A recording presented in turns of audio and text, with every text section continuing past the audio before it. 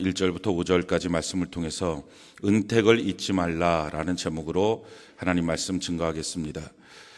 우리가 감사하는 사람이 될 때 영적으로 건강해지고 또 성숙한 사람이라고 하는 것은 부인할 수 없는 사실입니다. 감사하지 않는 사람보다는 감사하는 사람이 훨씬 더 영적으로 성숙한 사람이고 또 영적으로 건강한 사람입니다. 영적인 부분뿐만 아니라 육적인 부분도 마찬가지입니다. 우리 신경계에서 감사한다, 사랑한다 이런 말들을 자꾸 하고 이런 생각을 하게 될 때 건강할 수 있는 그런 호르몬들이 더 많이 분비되게 되어서 그래서 건강한 사람으로 만들어준다 하는 것입니다. 원망하고 불평하는 것보다는 감사하는 것이 훨씬 더 건강하고 영육간에 좋다 하는 것입니다. 그런 점에서 보면 감사한다 이것은 100번, 1000번 우리가 마음에 품고 말하는 것이 우리의 삶에 유익한 것입니다. 그럼에도 불구하고 우리가 감사하는 말, 감사하는 마음을 갖는 것보다는 원망하고 불평하고 낙심하고 슬퍼하고 이런 것들이 사실은 우리의 삶의 많은 부분들을 차지하고 있다는 것을 우리가 보게 됩니다. 환경이 더 안 좋아져서 그렇게 되는 것이기보다는 사실은 우리의 마음의 문제, 영혼의 문제 때문일 수 있습니다. 이와 같은 상황 가운데 하나님께서 우리에게 주신 최고의 특효약, 배려, 그게 뭐냐면은 감사절을 주신 것입니다. 우리가 다음 주가 이제 추수감사절입니다.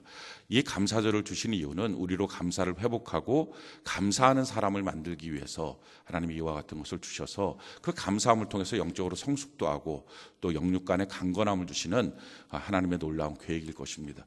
우리가 이 감사절을 어떻게 보낼 것이냐 할 때 신명기 16장에 보면 이 감사절을 보내는 삶의 원리에 대해서 설명을 하고 있습니다. 신명기 16장 13절부터 17절까지 우리 같이 한번 한 목소리 한번 읽어볼까요? 신명기 16장 13절부터 17절까지 같이 한 목소리 한번 읽어봅시다. 시작.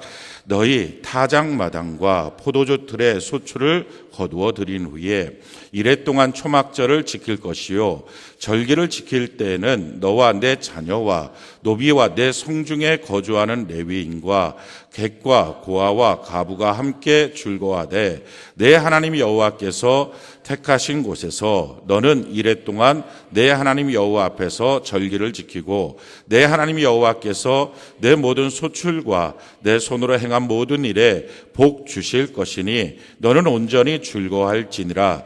너희 가운데 모든 남자는 1년에 3번에 곧 무교절과 칠칠절과 초막절에 내 하나님 여호와께서 택하신 곳에서 여호와를 배웁되 빈손으로 여호와를 배웁지 말고 각 사람이 내 하나님 여호와께서 주신 복을 따라 그 힘대로 드릴지니라.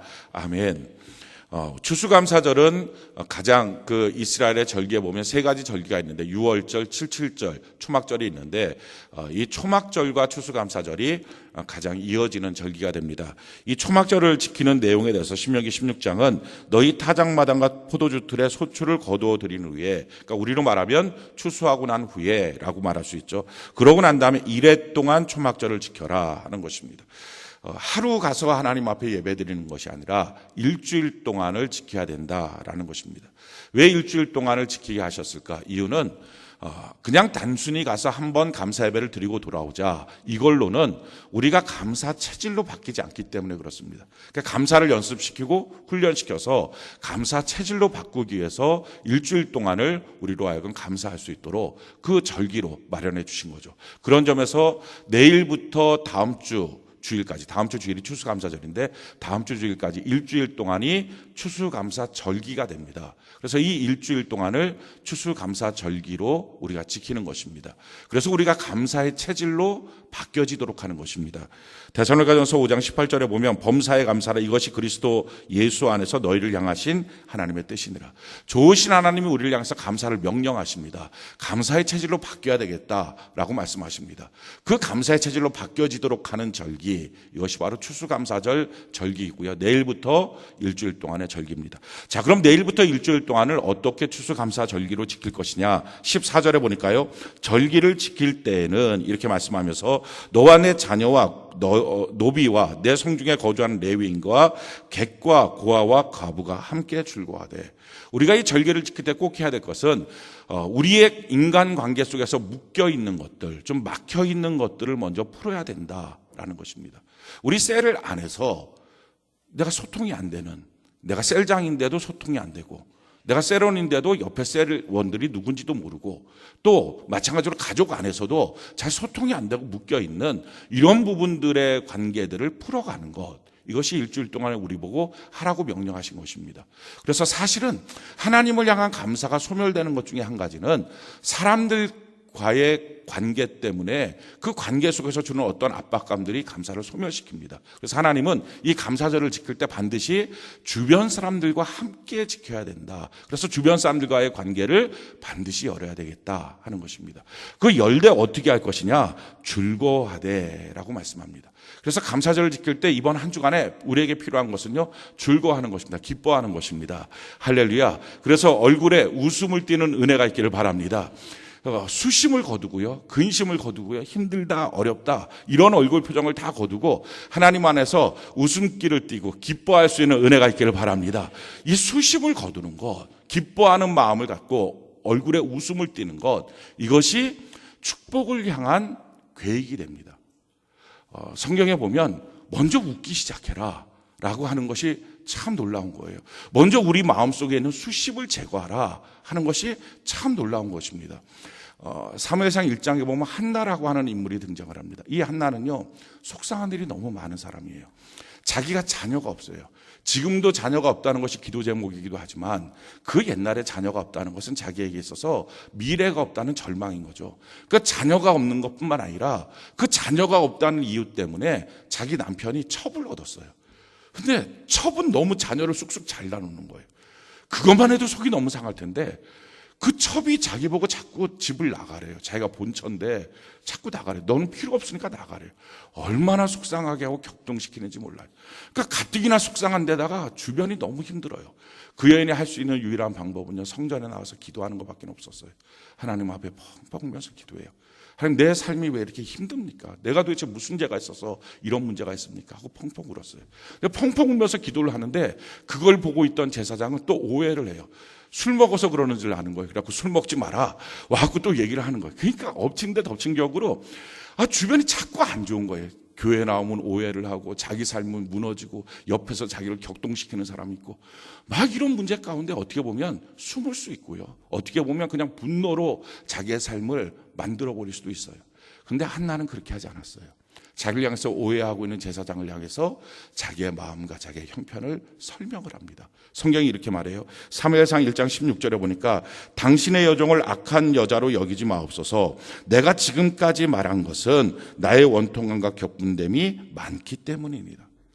내가 원통하고 격분한 것이 많아서 하나님 앞에 이렇게 울면서 기도합니다. 나를 이상한 여자로 보지 마십시오 라고 설명을 해요. 근데 그 설명을 듣고 있던 엘리가 이렇게 말합니다. 17절에 보니까 엘리가 대답하여 이르되 평안히 가라. 이스라엘의 하나님이 내가 기도하여 구한 것을 허락하시기를 원하노라. 병 주고 약 주는 거죠. 막 뭐라 그랬다가 오해하고 그 다음 또 얘기하니까 야 그래 괜찮을 거야. 너 기도 응답 받을 거야. 이렇게 선포를 하는 거예요. 어떻게 보면 그 전에 오해나 하지 말지 뭘 또 오해하고 나서 저렇게 말할까라고 생각을 할 텐데요. 한나는 그러지 않았어요. 그와 같이 말하는 주의 종의 말을 믿음으로 받아들여요. 그러면서 이렇게 고백을 하는 거예요. 이르되 당신의 여종이 당신께 은혜 입기를 원하나이다.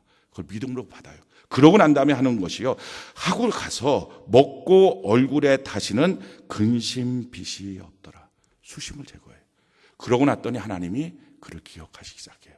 그리고 그에게 사무엘이라고 하는 한 시대를 이끄는 위대한 인물을 주십니다.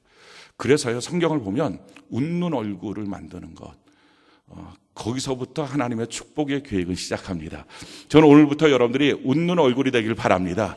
근심, 걱정, 이거 수심을 다 제거하고 환경이 바뀌어서가 아니라요, 웃기 시작하면 세상 사람도 압니다. 웃으면 복이 옵니다. 할렐루야. 그래서 웃기 시작하는 은혜가 있기를 예수님 이름으로 축원합니다. 그래서 이 추수감사 절기를 어떻게 보낼 것이냐, 함께 웃기 시작해야 된다 하는 것입니다. 자, 그러면서 또 뭐라고 말씀합니까? 15절에 보니까 내 하나님 여호와께서 택하신 곳에서 너는 이랫동안 내 하나님 여호와 앞에서 절기를 지키고 하나님이 택하신 내 교회, 하나님이 택하신 내 성전에서 하나님 앞에 절기를 지키라. 그래서 다른 때도 여러분들이 예배에 집중하기도 하지만 특별히 이 일주일 동안 월요일부터 내일부터 시작하는 월요일부터 주일까지는 이 예배에 한번 집중해 보는 거예요.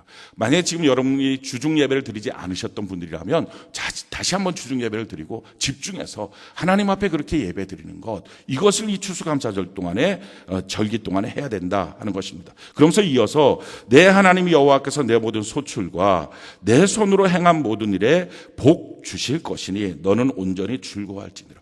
그러면서 뭐 하라고요? 복 주실 하나님을 기대하라. 할렐루야. 이게 너무 놀라운 거예요. 그냥 올 한 해 주신 은혜 앞에 감사하는 것으로 끝나는 게 추수감사절이 아니라 이 추수감사절은 이제 내년에 또 추수감사절 이후부터 복 주실 하나님을 기대하는 것입니다. 할렐루야. 그래서 여러분들이 이 한 주간 동안에 내게 어떤 하나님의 복을 받기를 원하는지, 하나님 내년에 내게 어떤 삶을 주실지, 아니 올해 말서부터 어떤 하나님의 축복을 내게 주실 것인지를 여러분들 마음속에서부터 기대하기 시작합니다.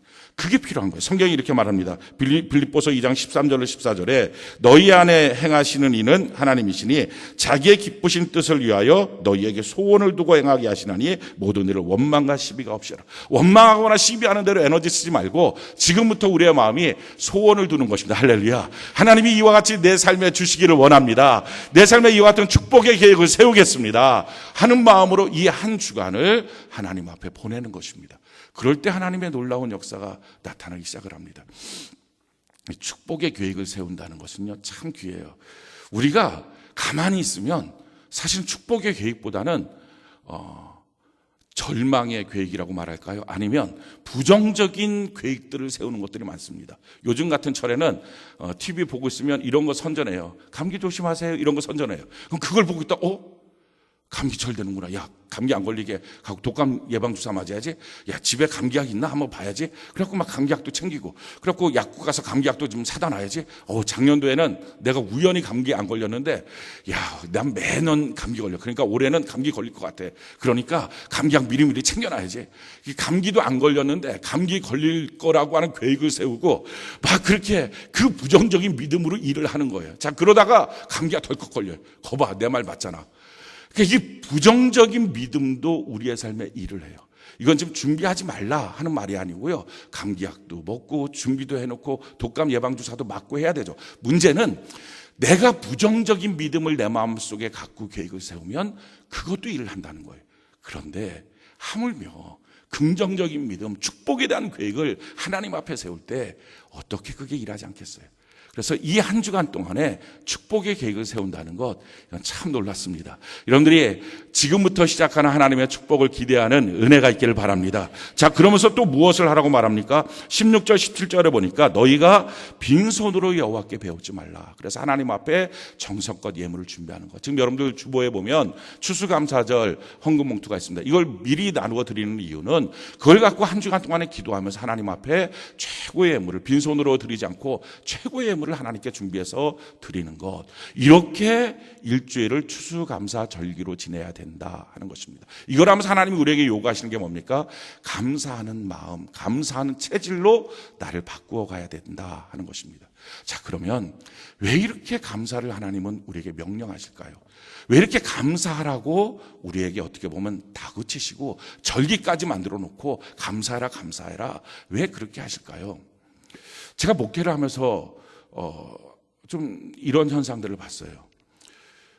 한 사람이 그 다음 해가 기대가 되는 사람이 있고요. 또 어떤 사람은 저 사람 조심해야 되겠다. 이게 어렴풋이 느껴져요. 목회를 하다 보니까. 야, 저 사람 기대가 된다. 야, 저 사람은 참 놀라운 일들을 하나님 주실 것 같다. 그럼 여지없이 또 하나님이 그렇게 하세요. 저 사람 참 조심해야 되겠다. 그럼 또 위험한 일이 생길 때가 있어요. 안 좋은 일이, 원하지 않았던 일들이 생길 때가 있어요. 근데 그걸 뭘로 알 수 있냐면 다른 게 아니라 감사예요. 한 사람의 감사가 줄어들어요.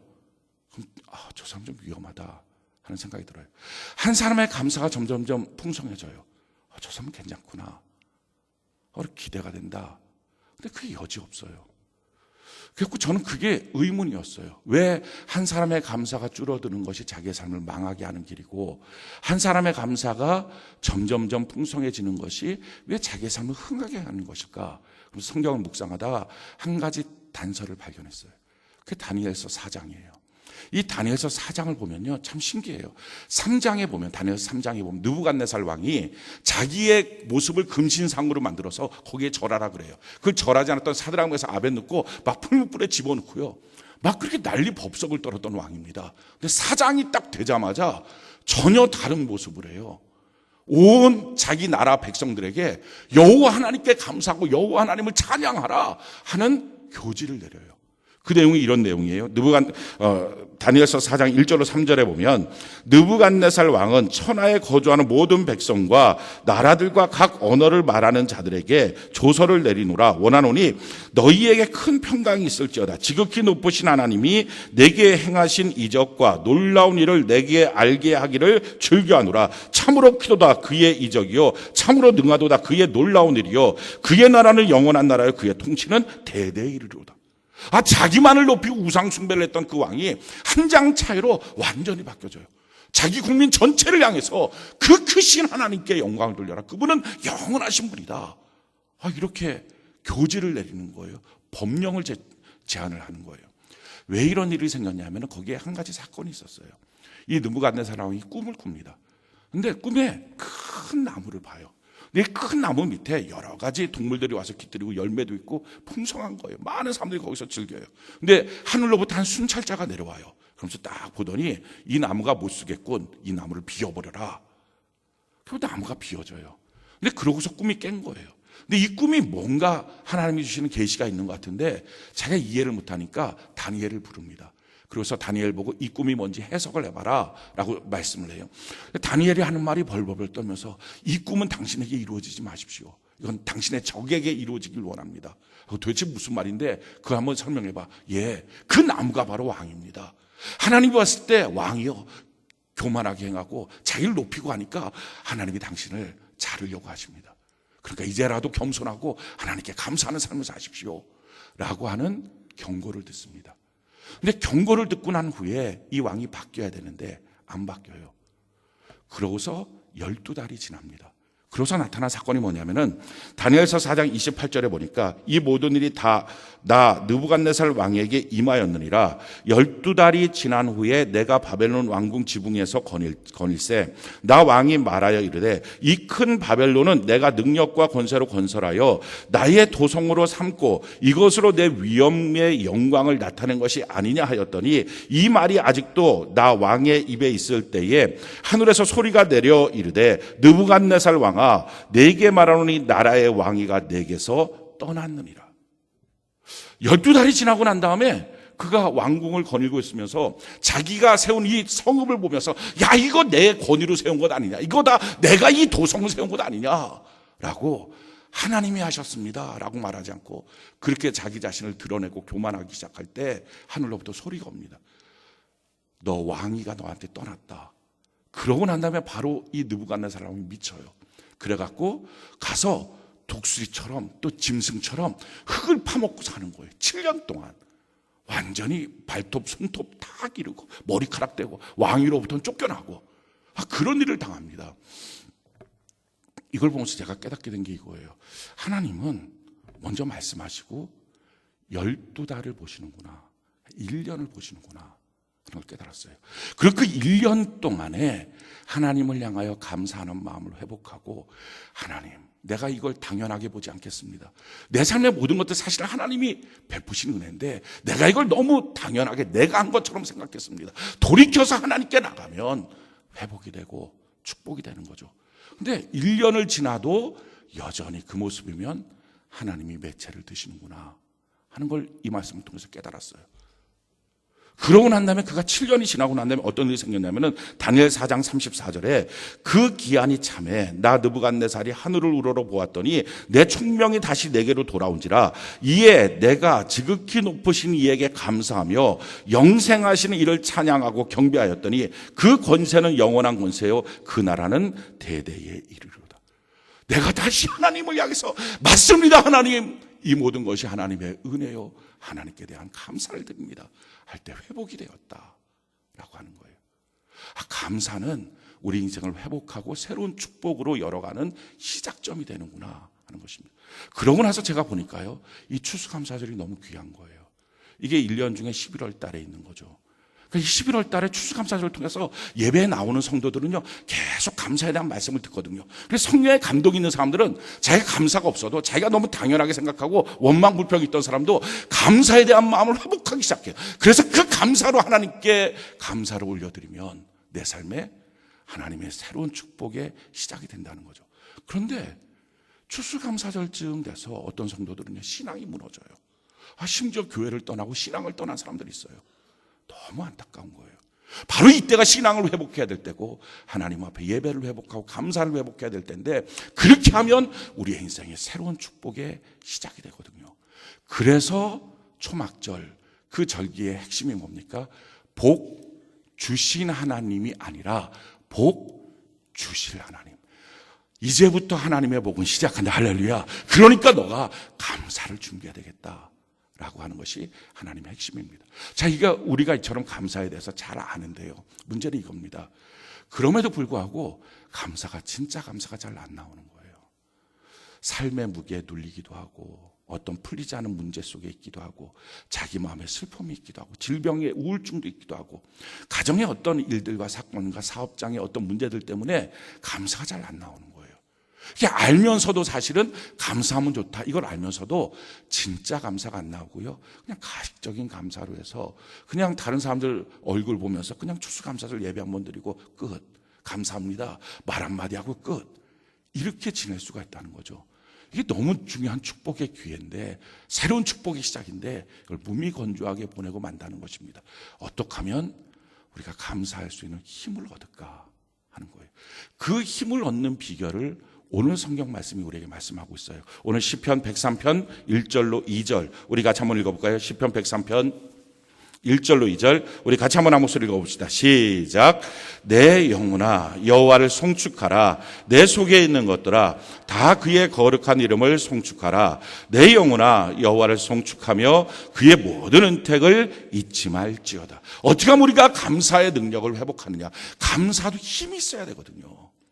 그러니까 원망 불평하는 것들의 삶 속에 꽉 눌려 있으면 감사의 힘이 없으니까 알면서도 못하는 거예요. 사실은 예배도 마찬가지예요. 어떤 사람들이 몇 주 예배 빠지면 못 들어요. 예배 들으십시오. 그러면 네, 처음엔 그러다가 나중에는 이것저것 핑계대고 못 들어요. 왜 못 드리느냐? 정말 말 그대로 안 드리기 시작했다가 못 드리는 거예요. 왜냐하면 예배 드릴 발이 없는 거예요. 그걸 영적으로 보이십니까? 예배 드릴 발이 없어요. 걸어갈 발이 없는 거예요. 그럼 어떻게 해야 돼요? 발이 생기도록 중보기도를 하든지, 아니면 내가 가서 업어주든지, 그냥 와서 예배만 드리세요. 전도대 상자도 마찬가지예요. 교회 올 발이 없는 거예요. 영적인 의미의 발이. 마찬가지예요. 왜 감사가 안 될까? 감사할 입이 없는 거예요. 영적으로 보면. 그러니까 이 입이 만들어지는 것, 그러면 인생이 회복되거든요. 우리가 육신적으로는 다 있는 것처럼 건강해 보이지만 영적으로는요, 어떤 때는 영적인 눈이 없어서 하나님이 날 향하여 준비하신 것들을 못 볼 때가 있어요. 영적인 귀가 없어서 하나님이 날 향한 음성을 못 들을 때가 있어요. 영적인 입이 없어서 기도가 안 나고 찬송이 안 나고, 영적인 입이 없어서 감사가 안 나올 때가 있어요. 영적인 마음이 없어서 하나님을 사랑하는 마음을 잃어버릴 때가 있어요. 영적인 손이 없어서 주를 향한 봉사가 안 될 수가 있어요. 영적인 발이 없어서 전도하는 발, 예배 드리는 발, 이게 안 되는 때가 있어요. 그러니까 안 되는 사람한테 하라 백날 천날 말해도 소용없어요. 생기도록 기도를 해주든지, 아니면 내가 가서 업고 오든지. 감사도 마찬가지예요. 하나님 우리에게 감사하라 그렇게만 말씀하지 않고요, 감사할 수 있는 입을 만들 수 있는 방법을 가르쳐 주셨어요.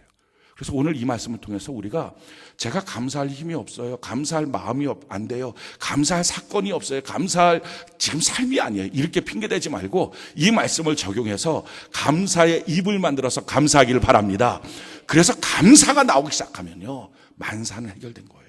거기서부터 문제는 다 풀어지는 거예요. 감사만 나오기 시작하면요, 기도의 능력이 생겨요.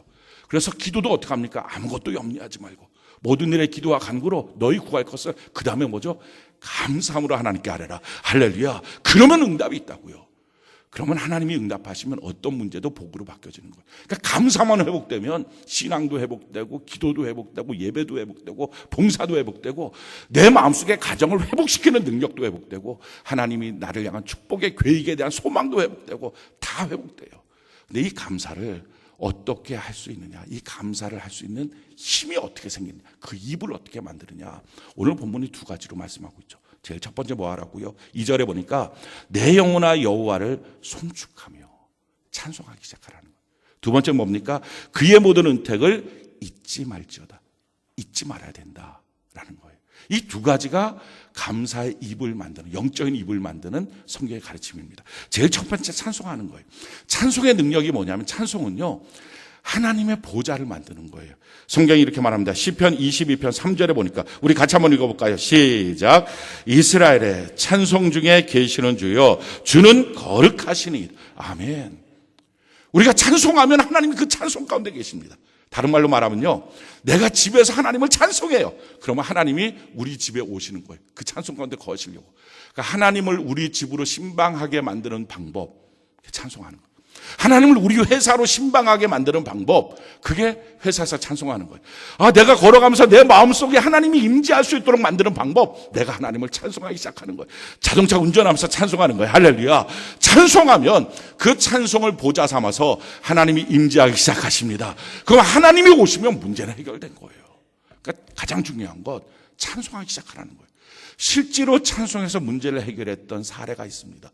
그게 사도행전 16장의 사건이에요. 바울과 실라가 빌립보에 가서 복음을 증거합니다. 그런데 복음 증거한다는 일 때문에 에메이크가 고소를 당해갖고 옥에 가서 실컷 얻어 터지고 깊은 감옥에 갇힙니다. 성경이 그것을 이렇게 말해요. 사도행전 16장 22절로 23절에 보면 무리가 일제히 일어나 고발하니 상관들이 옷을 찢어 벗기고 매로 치라 하여 많이 친 후에 옥에 가두고 간수에게 명하여 든든히 지키라 하니 그가 이러한 명령을 받아 그들을 깊은 옥에 가두고 그 발을 착고에 든든히 채웠더니 한밤중에 바울과 실라가 기도하고 하나님을 찬송하며 죄수들이 듣더라. 이에 갑자기 큰 지진이 나서 옥토가 움직이고 문이 곧 다 열리며 모든 사람의 매인 것이 다 벗어진지라.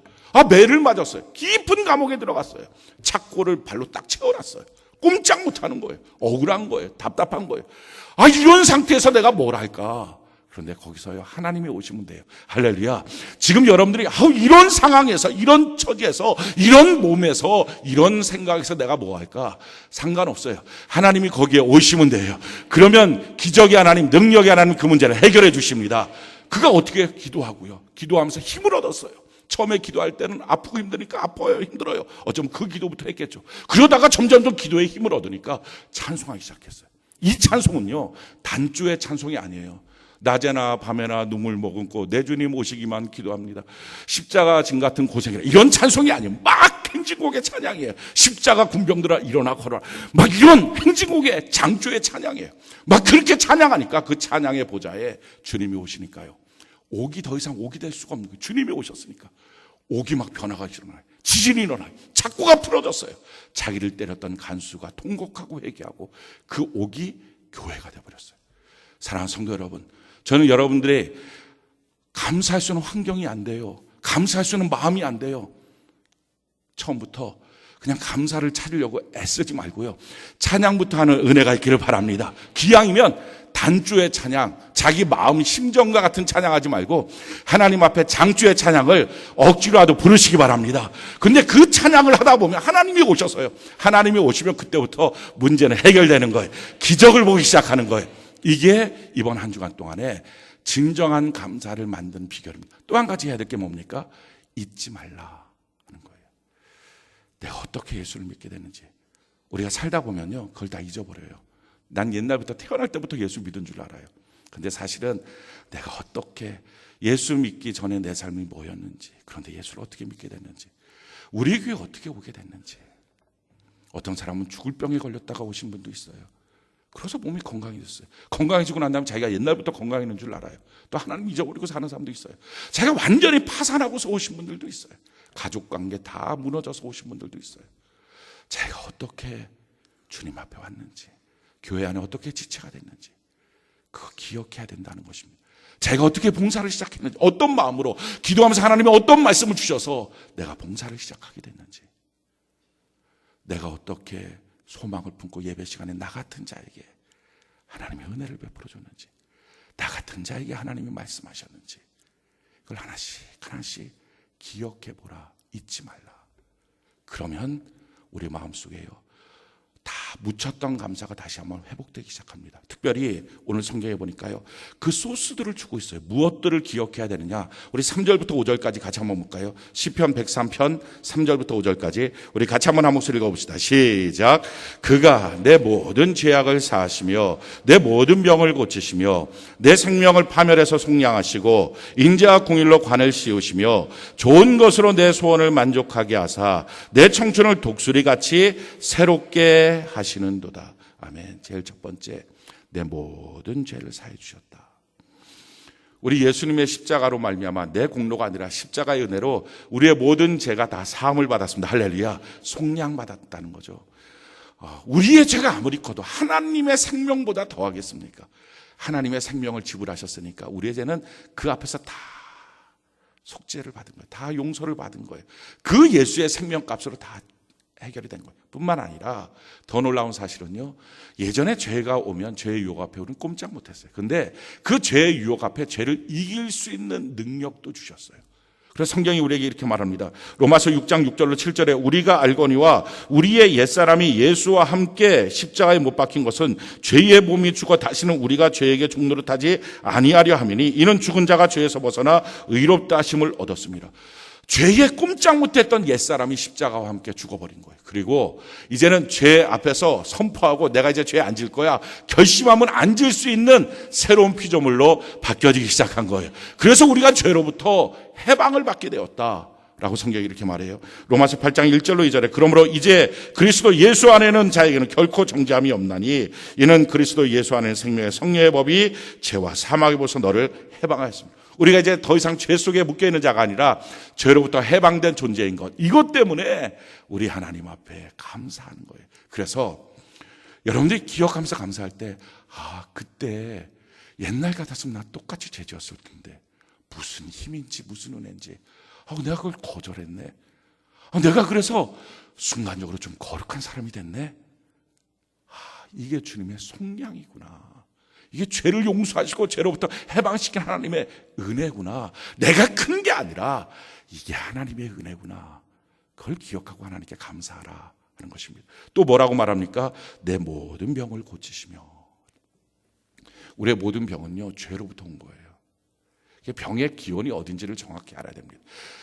우리의 모든 병은요, 내가 지은 죄 때문에 오기도 하고요. 실질적으로. 또 하나는 하나님이 하라고 하신 것에서 어긋난 행동에서부터 죄가 오기도 해요. 예를 들어서 밤이면 자라. 근데 안 자고 돌아다니다가 그러다가 이제 병에 걸리고요. 또 골고루 음식 잘 먹어라. 안 먹고 운동해라. 안 하고 몸 관리해라. 관리 안 하고 이러다 보니까 당연히 걸리겠죠. 안 좋은 거 술, 담배 그냥 막 먹고 그러면 당연히 병에 걸릴 것입니다. 뿐만 아니라 죄를 안 졌는데도 죄된 환경 속에 있으면서 병에 걸리기도 해요. 우리 환경을 우리가 우리의 욕심으로 다 망쳐버렸어요. 다 공해로 만들어버린 거예요. 그래서 나타나는 질병들이 우리 자녀들이 그 고통을 받잖아요. 아토피. 예전에는 없던 병입니다. 근데 그런 것들이 환경에서부터 나온 이런 병들. 그러니까 모든 병들은 사실은 죄로부터 나온 거예요. 근데 우리 예수님이 우리의 죄를 다 씻어주셨어요. 할렐루야. 그래서 우리의 질병은 치료받게 되는 것입니다. 주님이 우리의 질병을 어떻게 치료하시느냐? 먼저는 병을 없애주시는 걸로 치료하실 수 있어요. 그래서 병이 의학적으로 싹 사라져버릴 수 있어요. 두 번째는요, 병은 여전히 있어요. 그런데 병이 신경이 안 쓰이게 치료하실 수도 있어요. 여러분들이 저를 볼 때 어떻습니까? 건강해 보인다고 생각하시는 분도 있고 살이 쪘으니까 건강하지 않을 거야 이런 생각을 가지신 분들 있을 텐데 제가 사실은 만병이 깃들고 있는 몸이거든요. 약을 하루에 한 30알은 제가 먹는 것 같아요. 아침 저녁으로 나누어서 먹는데 당뇨 있을 것 같죠. 생긴 게 고지혈증, 고혈압, 위장병, 또 장, 심장, 부정맥, 간, 제가 알 수 있는 병들은 다 있는 것 같아요. 그냥 가끔가다 성도들이 와서 저 위장이 좀 안 좋아요. 신물이 올라와요. 그럼 저 10년 동안 올라왔는데 그거. 근데 아무튼 기도를 해줘요. 기도해달라고 기도를 해줘요. 그러면 신기해요. 나부터 순서로 보면 치료를 해주셔야 돼요. 근데 나는 안 치료해야지 그분은 치료해 주시고. 이런 너무 많아요. 디스크, 종류대로 다 있는 거예요. 뼈는 뼈대로, 살은 살대로 다 있어요. 근데 신기한 게요. 저는 병에 하나도 구애를 안 받아요. 이 정도쯤 되면 당뇨식 이런 거 해야 되잖아요. 운동도 해야 되잖아요. 한 개도 안 해요. 그 신경도 안 써요. 어떤 분들이 생각할 때 안 하는 게 자랑이다 이럴 분들도 있겠지만 근데 왜냐하면 그게 저의 삶이나 사역이나 생각에 아무런 도전이 안 돼요. 신경이 안 써요. 이렇게 치료해 주시기도 해요. 또 어떤 사람은요, 병이 그대로 있어요. 아파요. 힘들어요. 근데 병에 대한 생각이 전에는 두려움이었는데 이 생각을 바꿔버리신 분도 있어요. 그래갖고 이제는 그게 감사가 돼요. 사명이 돼요. 사도 바울 같은 분이 그랬어요. 병이 있는데 이 병 때문에 하나님이 자기에게 거할 수 있는 능력의 통로가 된다는 걸 발견했어요. 할렐루야. 그래서 그 병이 이제 다른 사람들을 섬길 수 있는 사명이 된 거예요. 그러니까 이처럼 자기 안에 어떤 문제들에 있는 병들에 대해서도 하나님이 완전한 치료를, 생각을 바꿔주셔서 사명이 되고 감사거리가 되도록 만들어주시기도 한 것. 우리의 삶에 있어서 주셨던 이 모든 치유, 마음과 육체에 있는 질병의 치유, 우리가 그것 때문에 사실 하나님께 감사를 올려야 되는 거죠. 또 무엇을 감사하느냐? 4절에 보니까요, 내 생명을 파멸해서 속량하시고 인자와 공일로 관을 씌우시고. 내 생명을 파멸해서 속량하셨어요. 내가 망할 수밖에 없었는데 지켜주신 거예요. 이거는요, 하루에 12번도 경험합니다. 우리 운전하다가 오면 어이구 이렇게 할 때 많아요. 어이구, 그거 내가 보고서 멈춘 게 아니에요. 컴컴한데 사람 지나가고. 밤에 운전할 때 제일 위험한 사람은 자기 옆에 가로등이 다 켜져 있으니까 자기 헤드라이트 켜져 있는 줄 알고 깜깜하게 운전하는 사람들. 이런 사람들은 거의 흉기잖아요. 이런 사람 길거리 아무데나 뛰어다니고 얼마나 많습니까? 어이구 이럴 때 많아요. 사고 날 뻔했네. 근데 거기서 사고 날 뻔했네가 되니까 감사하죠. 사고 났네가 되면 이게 보통 문제가 아니에요. 거기 인사사고라도 났다 하면 정말 파멸이에요. 재산은 말할 것도 없고 까딱지 잘못하면 감옥도 들어갈 수 있는 거죠. 그러니까 이런 문제들이 우리에게 다 하나님이 어이구 그럴 뻔했네가 뭐예요? 주님이 나를 파멸해서 건져주신 거예요. 할렐루야. 영적인 눈이 띄어지면 천사가 막아줬구나. 이게 보여지는 거예요. 이게 우연이 아니구나. 하나님이 내 삶을 천군천사로 둘러지켜 있구나. 이게 감사하다는 거죠. 그러면서 내 머리에 멸관을 씌워주셨다 하는 것입니다. 나를 하나님의 자녀로 삼아주셔서 하나님의 상속자로 삼아주시고 물질의 종으로 살 수밖에 없는 나를 건져내어서 물질을 다스리는 사람으로 세워주시고 물질 얻는 능력을 하나님이 우리에게 허락하여 주시고 할렐루야. 내 삶의 모든 부분에 있어서 형통으로 존귀함으로 인도하시고 더 놀라운 것은요, 그걸 우리의 마음속에 꿈꾸기 시작한 거예요. 하나님 안에서 하나님의 자녀다운 축복과 권세와 능력에 대해서 내 마음에 기도가 나오고요, 꿈을 꾸기 시작한 거예요. 그러니까 그 생각이 얼마나 존귀한 사람이 되고 있습니까? 이렇게 우리를 만들어 주셨다는 거예요. 그 다음에 또 무엇을 하나님께 감사할 것이냐? 5절에 보니까요, 좋은 것으로 내 소원을 만족하게 하사 내 청춘을 독수리같이 새롭게 하시는도다. 이 독수리라고 하는 날짐승은요, 대부분은 오래 못 사는데 이 독수리는 굉장히 오래 산대요. 근데 오래 사는 이유가 뭐냐면 이 짐승들을 잡아먹는 거는, 동물 잡아먹는 거는 오래 못 살거든요. 근데 오래 사는 거예요. 자꾸 잡아먹다 보면 이 부리하고 발톱에 각질이 붙는 거예요. 걔네들이 어디 떼수건이 있겠어요. 그걸 벗겨내지 못하니까 각질이 계속 붙는 거죠. 그러다 보면 부리가 무뎌져요. 발톱도 무뎌져요. 그럼 동물을 못 잡아요. 그럼 굶는 거예요. 그럼 시름시름 알아요. 털도 빠진다 그래요.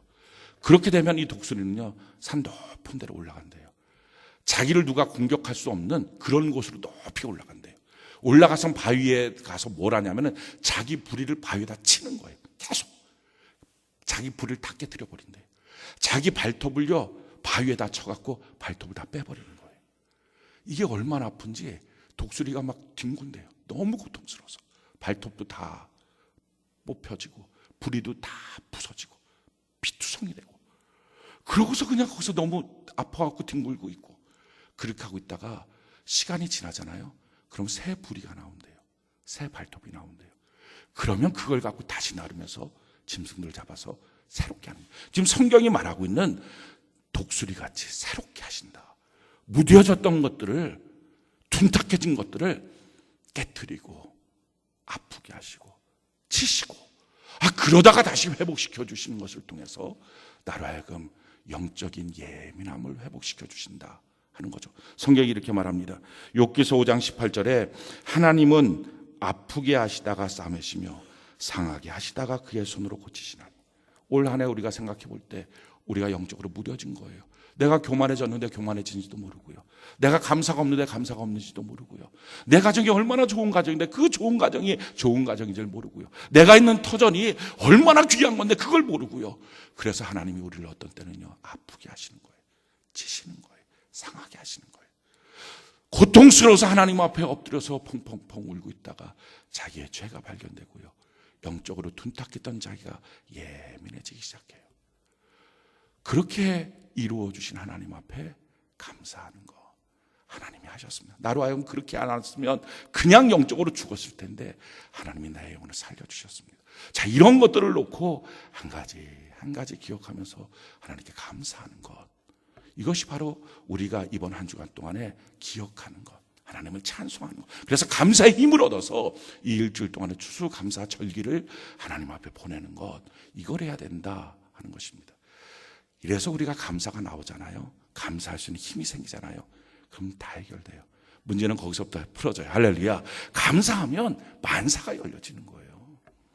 이지선 자매, 우리가 한 번도 만나본 적은 없지만 잘 알잖아요. 책으로도 알고 또 그분의 아름다운 사역으로도 알고.